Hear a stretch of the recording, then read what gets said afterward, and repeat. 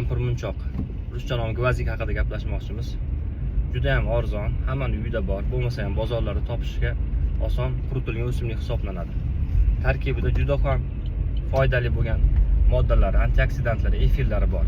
Eng asosiysi evgenol bor. Evgenol tabiiy og'riq qoldirish hisoblanadi. Tish og'riqlarida juda keng qo'llaniladi. Undan tashqari bo'g'im og'riqlaridan ham foydalanish mumkin. Antimikrob xususiyati borligi uchun og'iz bo'shlig'i antiseptikasida, tish kasalliklarida, og'izdan noxush his kelganda ham qo'llanishi mumkin. Buni qonni suyultirish xususiyati bo'lganligi uchun yurak qon tomir kasalliklarida ham keng qo'llaniladi. Bu yana asabni tinchlantirish xususiyatiga ega. Oshqozon ichak trakti faoliyatini kuchaytirganligi uchun qorin dam bo'lishlarida, ovqat hazm buzilishlarida, ich qotishlarda ham keng qo'llaniladi. Buni ishlatilishi juda ham oson. 1, 2, 3 donasini og'izga solib, shimib, yumshatib, chaynab yutib olish tavsiya qilinadi. Buni moylari bor, mahalliy bo'g'imlarga ham qo'llanish mumkin.